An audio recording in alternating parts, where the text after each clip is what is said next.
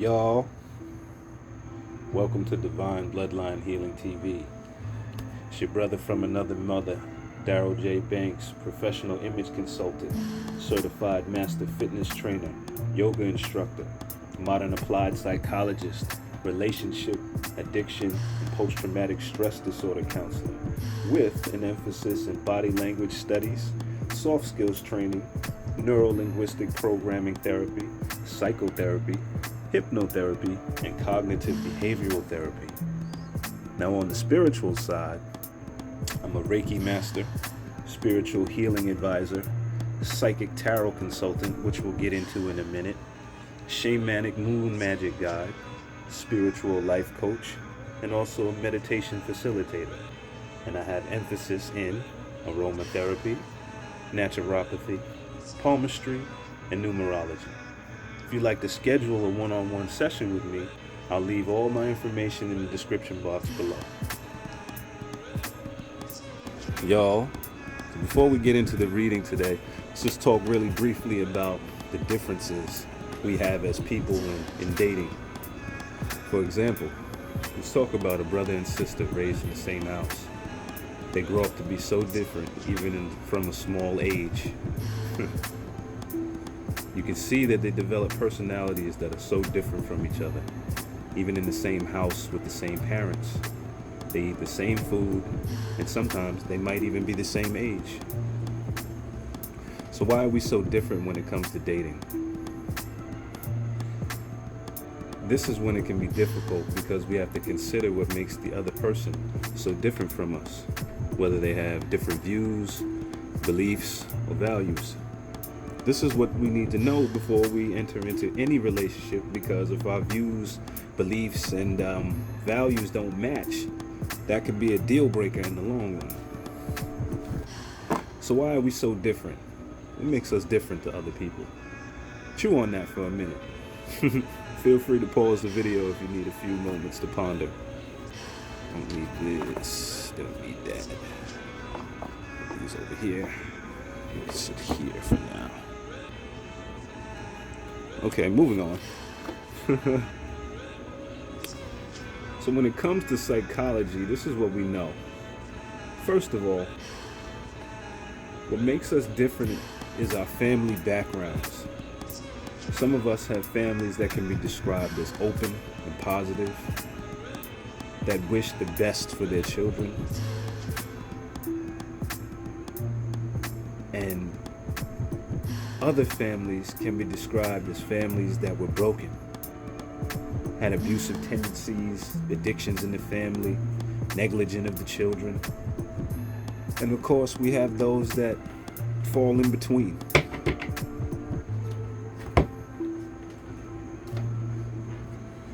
When two individuals become parents, they don't typically go into parenting school.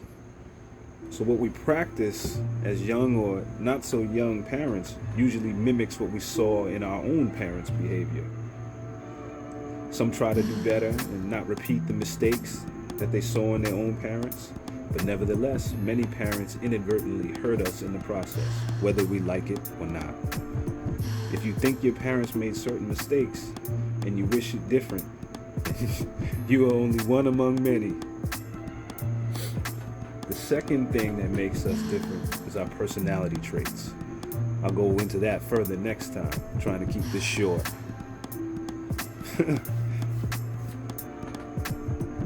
Now, we can see that we all have different personality traits, which to some degree does not entirely depend on the family. Because if you look at your siblings or your friends and their siblings, you'll see that they are all different, even though they come from the same family background. But how did that happen? Personality traits may develop from our genetic traits that we've inherited from our parents or grandparents. Sometimes you might hear one of your parents saying to you, "These children are like my father or my grandfather in terms of how they behave or express themselves." Or maybe someone will say to you, "You're more like your grandmom," or "You're more like your grandfather, the way your body developed. You might have really big hands," or things like that, like your grandfather.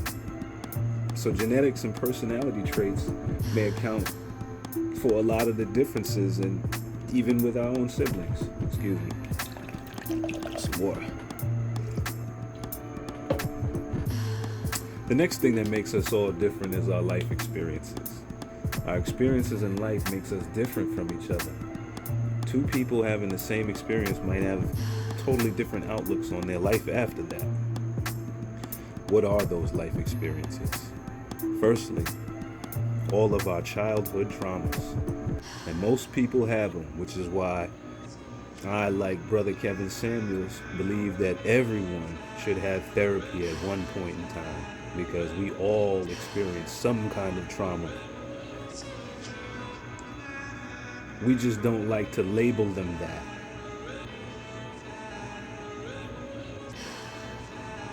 This might be some negative experience, such as mistreatments or negligence from some family members. It might be a divorce or your parents passing away early when you were young. These might also include your teenage years, when you kind of did those rebellious things and tried all kinds of behaviors that you might not be so proud of today. But these experiences are what shaped your character, and it's who you are today. Life experiences also include our previous relationship with other people, whether it's past friendships or where for some reason we had to go our separate ways, and it was quite traumatic for us at some level to do that. This might be a relationship even with a family member that you don't have in your life anymore. And of course, these include your past personal intimate relationships that taught you some lessons and developed you into who you are today. All these experiences affect us to some degree and shape our characters. Next thing that makes us all different is cultural differences. Like depending on where or what country you're from, what's your ethnic background, the customs and traditions of the place you grew up. All this makes us more unique. In some countries, we might have more freedom to choose our own identity and early experiences when it comes to relationships, whereas we feel more confined in our choices if we're in an area where experimenting is frowned upon. The next one is spiritual development. Lots of people might be surprised by this, but it's definitely an important factor. Some people practice religion, while others practice spirituality. Examples of this are meditation, which I will have guided meditations on the channel soon, reflection, seeing other people in a different light, learning about philosophy and psychology. For some people, the spiritual development may be more about introspection that they use on themselves. They learn from their personal experiences and then try to analyze their own behavior. They read and watch programs about self-developments, they learn psychology, and then they undergo extensive counseling or psychotherapy. So these are all important factors that differentiate us from other people. Next time we'll talk more about personality traits. But now, let's get into the reading. Y'all, all right, we're back. Cards all shuffled. I like that. Now, let's get into it. Quick relationship spread for everybody. First card is going to be you. See who this is. See who this pertains to. See what we got.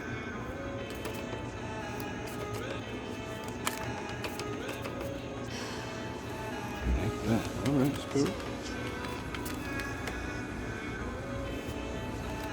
First card is you. Second card is the way you see the other person. How do you see the other person? Okay.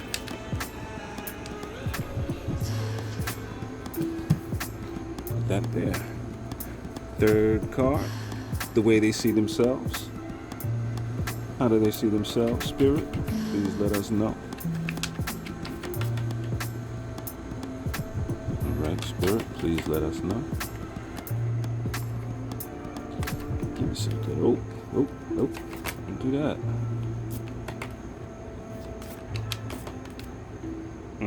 Like that one.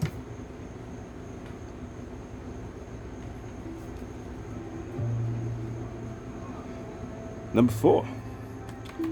What does this person represent to you? What does this person represent to you?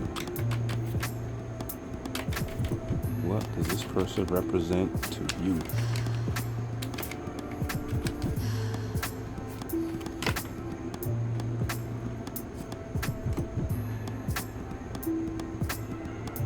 Number 6.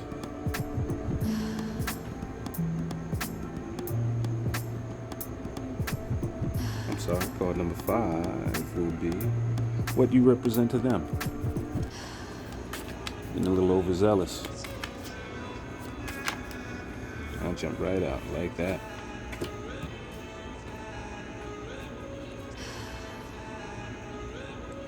6. What are the obstacles in your relationship?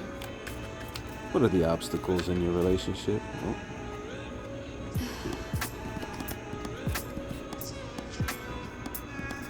7. What are the strengths within the relationship? Oh, we got one that jumped down the floor. Oh no, that's too many. Too many. Try that again. Oh. Take that one.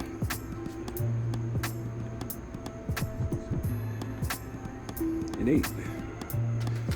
What is the probable outcome? What is the probable outcome?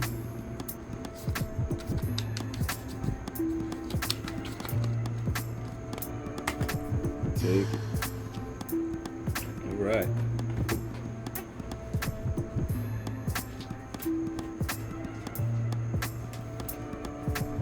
Yeah.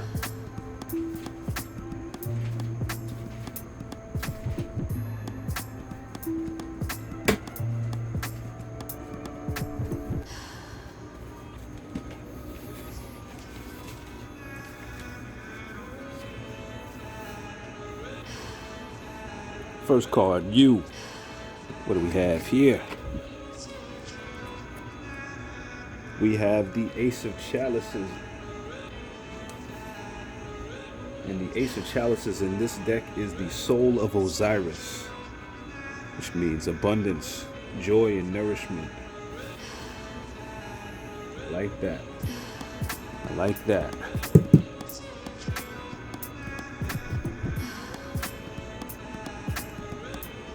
Number 2, the way you see the other person. This is your person. Your person is the 10 of Chalices in reverse. Now the 10 of Chalices upright. There we are. 10 of Chalices upright is a happy union, harmony with one's fellow men, good reputation. Now in reverse, all these cups are pouring out. That. It's an unhappy union, lack of harmony. It's the way you see the other person now, the way they see themselves. The Knave of Chalices, of Cups already, in reverse. Now the Knave of Chalices is the priest of Anubis. Study, confession, meditation. So what we have here is secrets.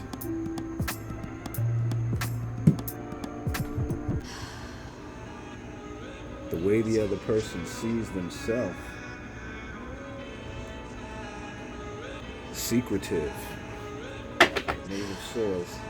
Let's do a little clarification on that.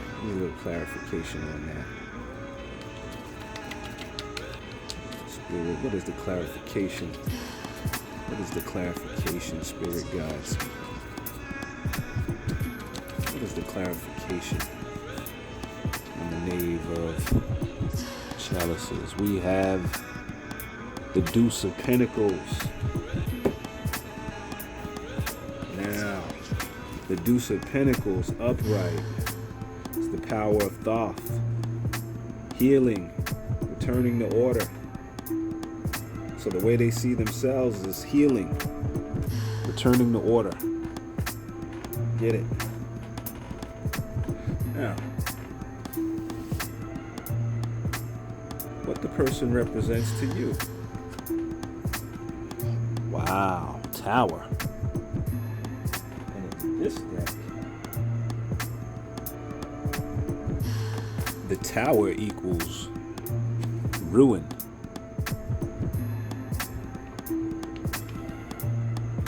The decapitated pyramid is the death of hope, the ruin of our constructions, arrogance, presumption, prison, ruin, desperation, punishment, lack of balance. So, what this person represents to you is ruin, lack of balance, prison.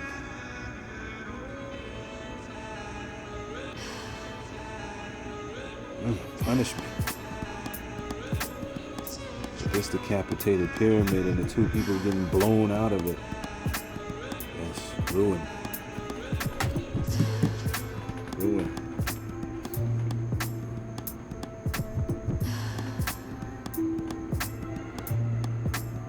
What you represent to them.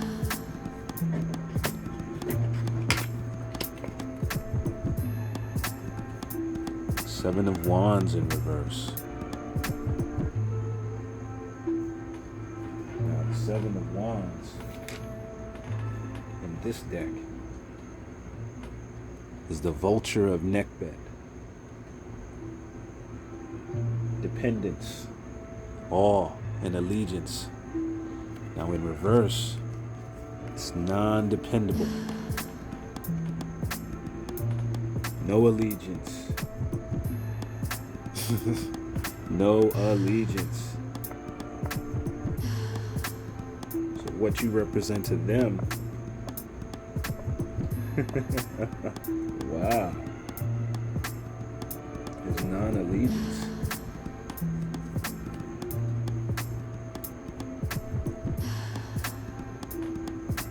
I mean, it's somebody that will air them out. This vulture has a letter. You can see right about here, and upside down means that that letter is up for anyone to read. No good. No good. Now, what are the obstacles within the relationship?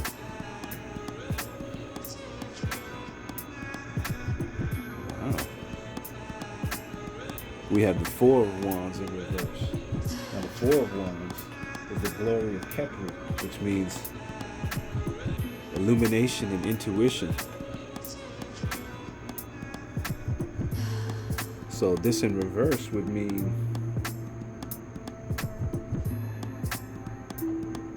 I'm sorry, these are the obstacles. So the obstacle would be the lack of intuition. Yes, that makes perfect sense. Okay. So what are the strengths in the relationship? Strength in this relationship is the Emperor. Nice. But in reverse.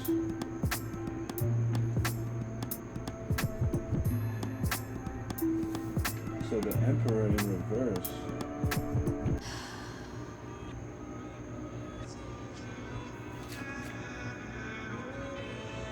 in this deck means accomplishment. The ruler sits on a cubical stone, as nothing can withstand steady creative willpower, stability, authority, integrity. Now in reverse, that's a lack of integrity, lack of authority, lack of stability.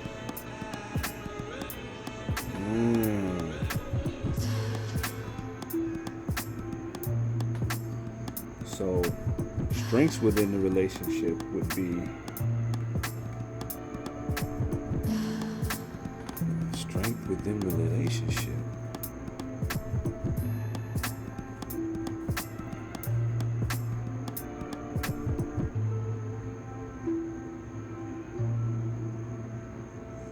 is that there's a lack of authority or a lack of integrity. We're going to have to pull another clarifier for that one. Let's see what the spirits have to say on that. Why is that a lack? Why is there a lack? And how is that a strength? Clarify that for me, please. Let's clarify that for me, please. I'm not going to rush you. Clarify that for me, please, spirits. Oops, don't drop all of those. Clarify this for me, spirits, please.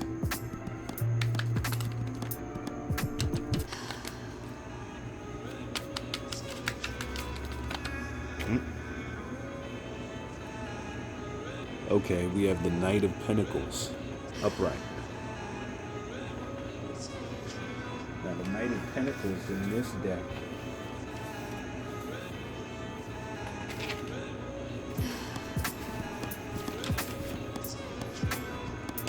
is the messenger of riches.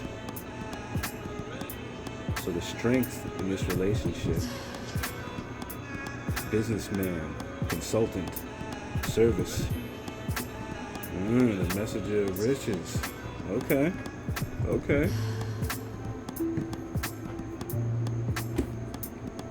Now, what is the probable outcome of this relationship? Nine of Pentacles in reverse. Now, the Nine of Pentacles in this deck is the power of a tomb. Shrewdness, caution, seeing both sides of something. So the probable outcome is that you will not see both sides. Interesting.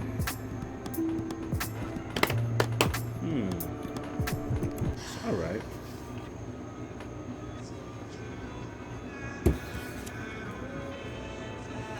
I'm going to do a 7 card on that one. Spirit is moving me to do a 7 card. So let's pull out the 7 spread.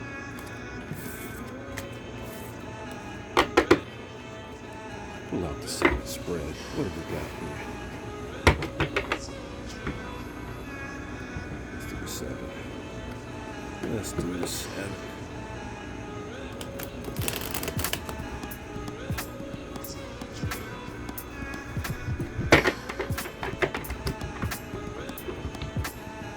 One more.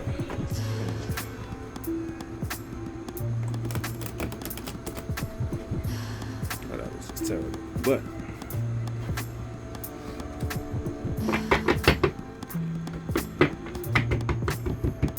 okay, first card, past influences. Second card, present influences. Third card, future influences. Fourth card, what can you do to help the situation? Outside influences.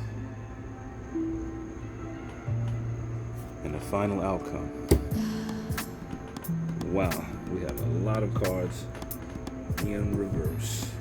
So, past influences. 3 of Chalices. This deck, the 3 of Chalices, is the Papyrus Scepter. And the Papyrus Scepter is toast, relief, healing, vigor. So your past influences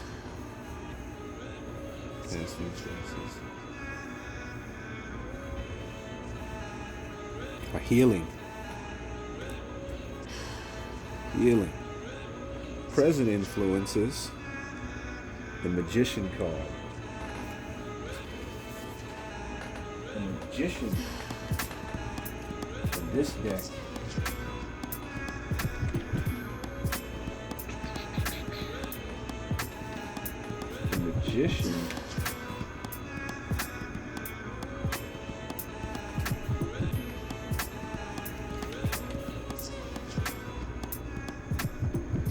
this deck means will.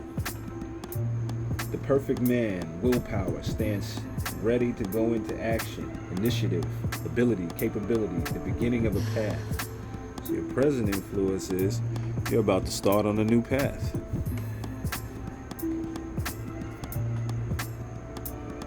Future influences. Six of Chalices in reverse. Six of Chalices in this card is the white crown. Intellectual and spiritual, purity and simplicity, pleasant memories.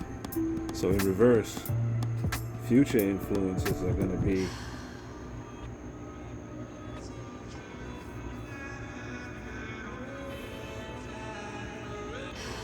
fear of intellectual and spiritual impurity, things being very complicated,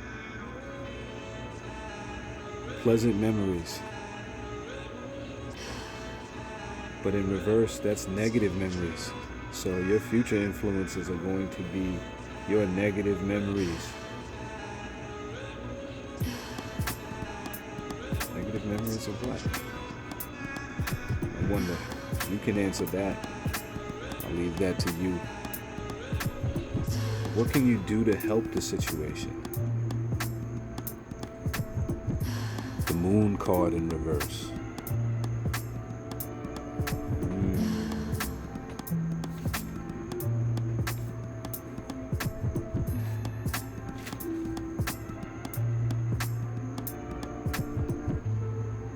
Now the Moon card in this deck stands for disappointment. False security in no way protects one from hidden danger, visions, eccentricity, traps, dreams, insincere relationships. So what you can do, because this is in reverse, to help the situation is be sincere in your relationship. Not try to trap anyone.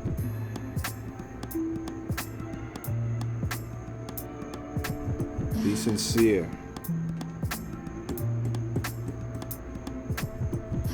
The outside influences are the King of Pentacles in reverse. The King of Pentacles in this deck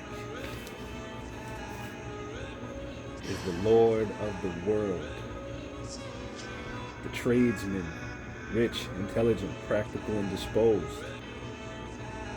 So your outside influences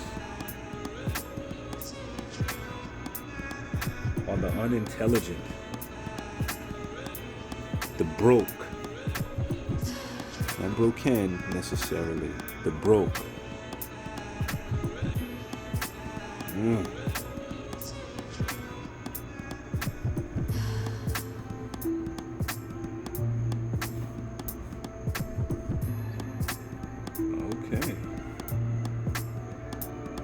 Now, obstacles, hopes and fears, and the final outcome, obstacles, hopes and fears, is the Seven of Swords. The Seven of Swords in reverse. Now, the Seven of Swords in this deck is the Lament of Isis. This is the warning card. Instructions. Mysterious protection.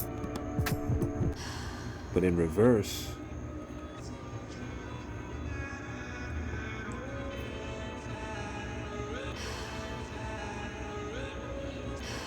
I'm getting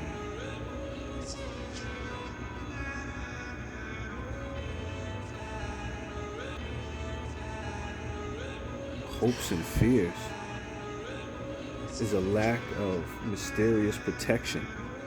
You fear not being protected.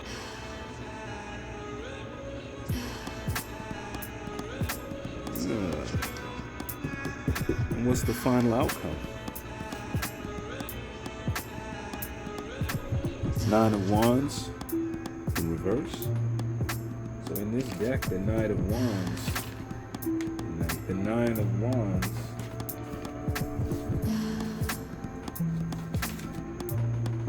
the golden scarab.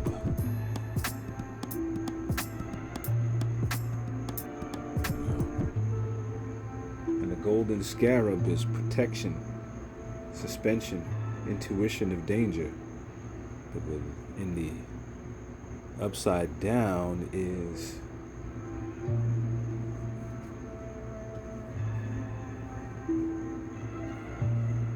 lack of protection, low intuition.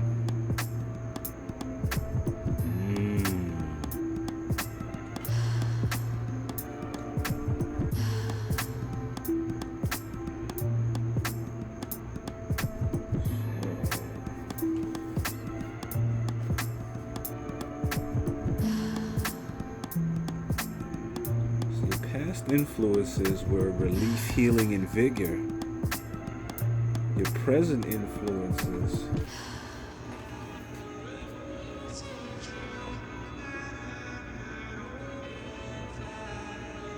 are beginning a new path. People beginning a new path. Okay. Initiative, ability, compatibility. Yeah. Your present influences are compatibility, beginning a new path of compatibility. Okay.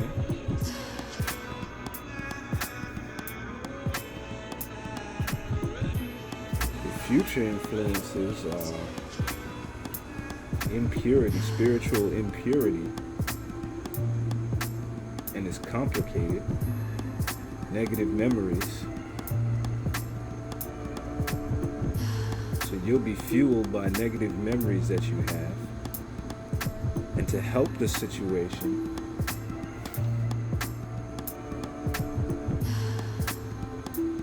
because the moon is disappointment in reverse, to help,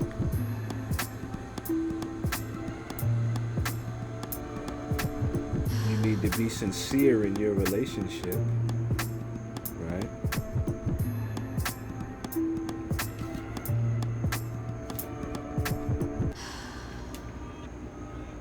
Now the King of Pentacles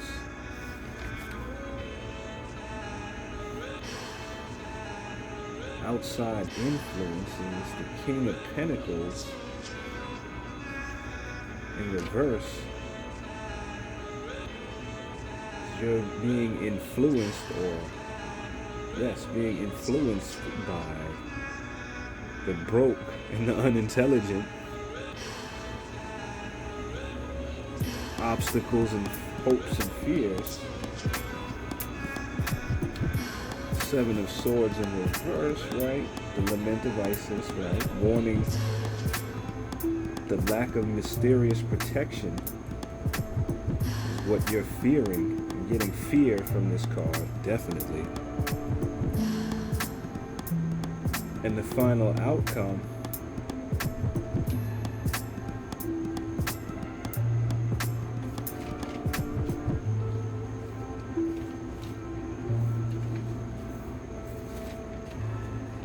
golden scarab in reverse, which is a lack of protection, suspension from whatever group you might be in, and a lack of intuition of danger. So spirits are telling me that you need to keep your third eye open and trust your intuition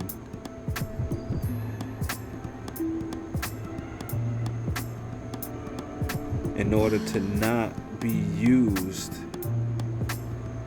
by these broke people that are unintelligent,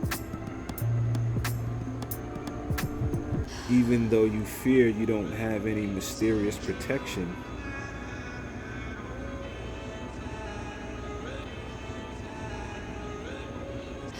Or you will end up with no protection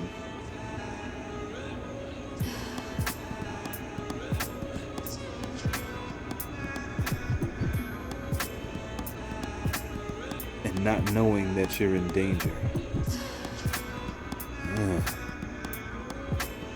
All right, collective, be careful.